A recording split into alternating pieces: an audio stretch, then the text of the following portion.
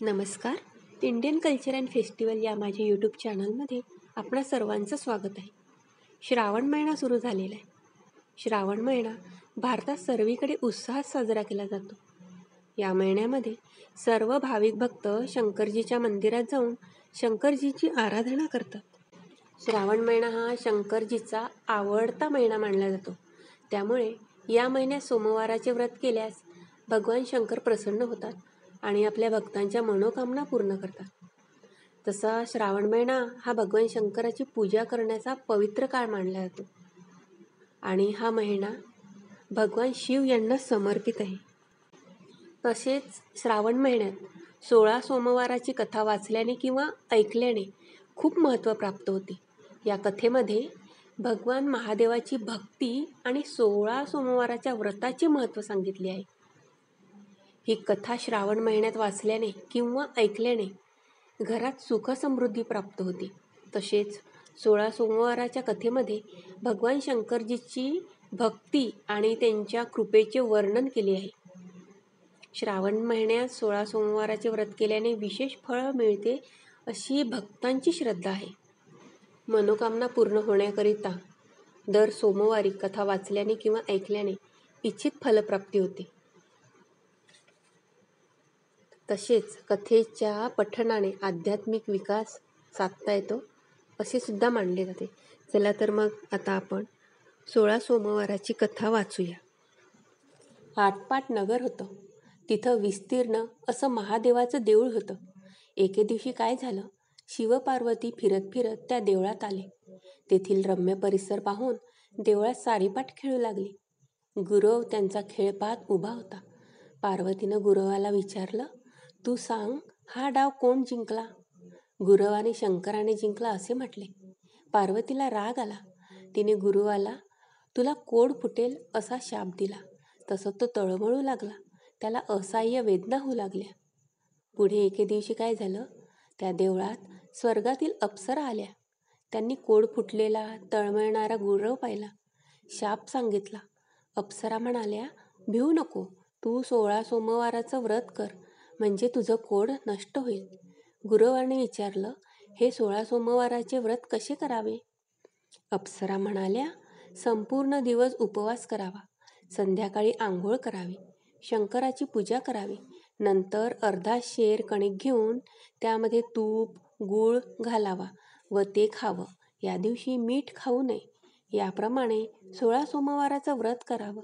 17व्या सोमवारी पावशेर कणिक घ्यावी, तूप आणि गूळ घालून चुरमा करावा, तो देवळात न्यावा. श्रद्धेने शंकराची षोडशोपचार पूजा करावी. नंतर चुरम्याचा नैवेद्य दाखवावा. पुढे नैवेद्याचे 3 भाग करावेत. एक भाग देवाला द्यावा, दुसरा भाग ब्राह्मणाला आणि गायीला द्यावा, तिसरा भाग घरी नेऊन त्याचं सहकुटुंब भोजन करावं. एवढं सांगून अप्सरा निघून गेल्या. पुढं गुरवानं हे 16 सोमवाराचं व्रत केलं आणि गुरव चांगला झाला. गुरवाचं कोड चांगलं होऊन त्याची कांती एकदम सतेज झाली. पुढे काही दिवसांनी शंकर पार्वती पुन्हा त्या देवळात आली. पार्वतीनं गुरवाला कुष्ठरहित पाहिला. तिनं गुरवाला प्रश्न केला, अरे गुरवा, तुझं कोड कशानं गेलं? गुरव म्हणाला, मी 16 सोमवाराचं व्रत केलं, त्यानं माझं कोड गेलं. पार्वतीला नवल वाटलं. एकदा पार्वतीनं आपला रुसून गेलेला मुलगा कार्तिक स्वामी परत यावा म्हणून हे व्रत केलं. व्रताच्या सप्तमीला कार्तिक स्वामी तिला येऊन भेटला. दोघांना आनंद झाला. त्यानं आईला विचारलं, आई, मी तुझ्यावर रागावून गेलो होतो, परंतु मला तर तुझी खूप आठवण येऊ लागली, त्याचं काय कारण? पार्वतीनं त्याला 16 सोमवाराच्या व्रताचा महिमा सांगितला. मग कार्तिक स्वामींनीही हे व्रत केलं. त्याचा एक सोबती फार दिवस देशांतर गेला होता. त्याची सहज भेट झाली. पुढं कार्तिक स्वामी हे व्रत त्या ब्राह्मणाला सांगितलं.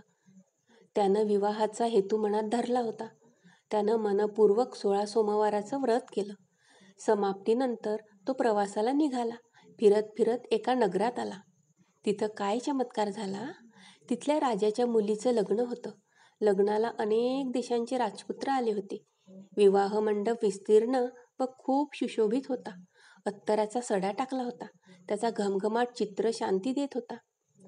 सनई चौघडे वाजत होते.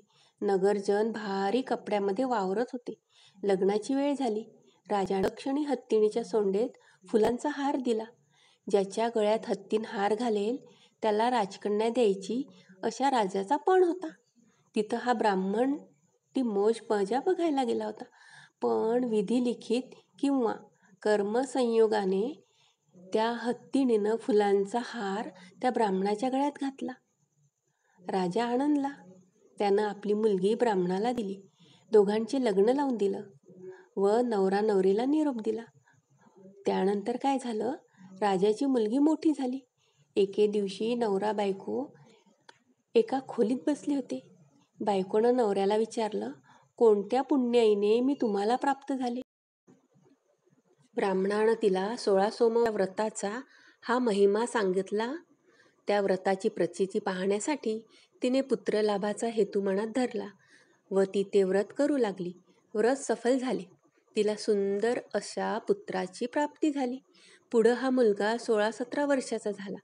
त्यानं आईला विचारलं, मी कोणत्या पुण्याईनं तुला प्राप्त झालो? तेव्हा तिने 16 सोमवाराच्या व्रताचा महिमा त्याला सांगितला. तो राज्यप्राप्तीची इच्छा मनात ठेवून 16 सोमवाराचे व्रत करू लागला आणि तो देशपर्यटनाला निघाला.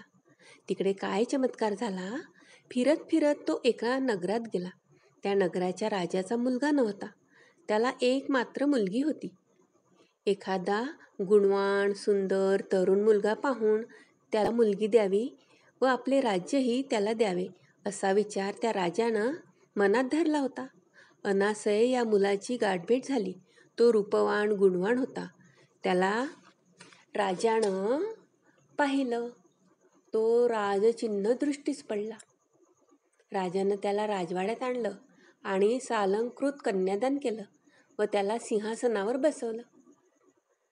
इतकं सर्व घडत असताना या ब्राह्मणपुत्राचा 17वा सोमवार आला. ब्राह्मणपुत्र शंकराच्या देवळात गेला. घरी बायकोला निरोप कळविला की 5 शेर कणकेचा चुरमा देवळात पाठवून दे. राणीनं मनात आणलं, आपला थोरपणा आणला आणि चुरमा पाठविला तर लोक हसतील म्हणून एका तपकात 500 सुवर्णमुद्रा ठेवून त्यावर रेशमी रुमाल ठेवून ते शंकराच्या देवळात पाठवून दिले. चुरमा वेळेवर आला नाही. उगाच तिष्ठीतच ठेवले व व्रतभंग झाला म्हणून देवाला राग आला. यानं राजाला दृष्टांत दिला. तो काय बरं दिला असेल? राणीला घरात ठेवशील तर राज्याला मुकशील, दारिद्र्यानं व्यापशील. हा शाप राजानं दुसऱ्या दिवशी प्रधानाला सांगितला. तो म्हणाला, महाराज, ते राज्य तिच्या बापाचे आहे. आपण असं वागलो तर लोक आपल्याला दोष देतील. असं करणं चुकीचं होईल. राजा म्हणाला, ईश्वराचा दृष्टांत अमान्य करणं हेही अयोग्य होईल. मग उभयतांनी विचार केला आणि तिला नगरातून हाकलून दिलं. पुढं ती अतिशय दरिद्री लाचार झाली. रस्त्यानं जाऊ लागली.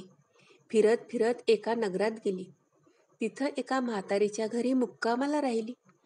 म्हातारीनं तिला ठेवून घेतलं, खाऊ पिऊ घातलं. पुढं तेल तर एके दिवशी म्हातारीनं तिला चिवट विकायला पाठवलं. देवाचा कोप कसा, बाजारालाही चालली होती. वादळ वारं सुटलं आणि चिवटं उडून गेली.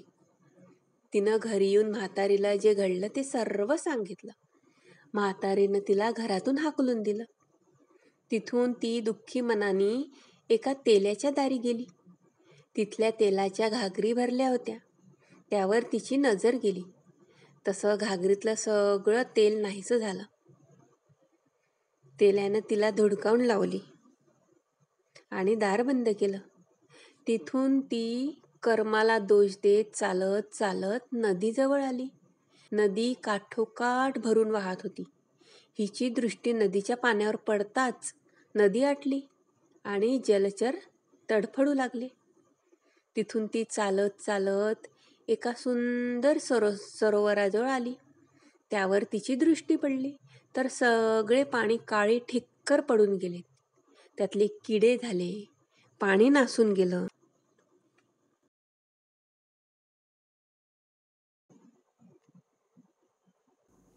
मग रोजच्या सारखे गुराखी सरोवरावर आले. नासकं पाणी पाहून परत गेले. त्यांची गुरंढोरं तहानलेली होती. पुढं काय झालं, तिथं एक गोसावी आला. त्यानं तिला पाहिलं. कोण कुठली म्हणून चौकशी केली. तिनं सगळी हकीकत सांगितली. गोसाव्यानं तिला आपली धर्मकन्या मानली. आपल्या झोपडीत घेऊन गेला. तिथं राहून ती कामधंदा करू लागली. तिची दृष्टी जिथे पडे तिथे किडे होत असे. काही म्हणजे वस्तू होत्या त्या नाहीशा व्हायच्यात.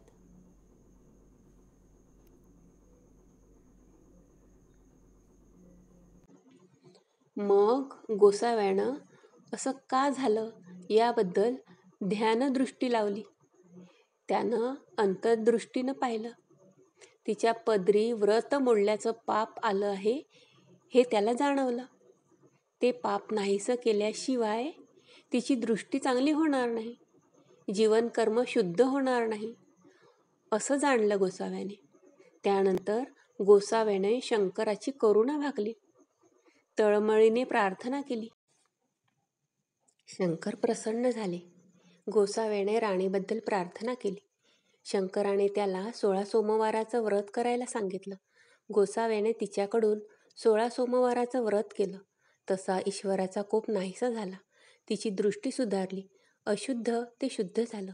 तिच्या नवऱ्याला तिच्या भेटीची इच्छा झाली. तिच्या शोधासाठी चहूदिशेला दूत पाठविले. गोसाव्याच्या झोपडीच्या दारात अंगणात झाडताना दिसली. तसंच उलटं पावलं जाऊन त्यांनी राजाला सांगितलं. राजा प्रधानासह गोसाव्याकडे आला. गोसाव्याला नमस्कार केला. वस्त्रे, फळे, शिघा देऊन संतुष्ट केले. गोसावी म्हणाला, ही माझी धर्मकन्या आहे. मी इतके दिवस तिला माहेरी ठेवून घेतली होती. आता राजा तू तिला आपल्या वाड्यावर घेऊन जा. चांगल्या रीतीने संसार कर.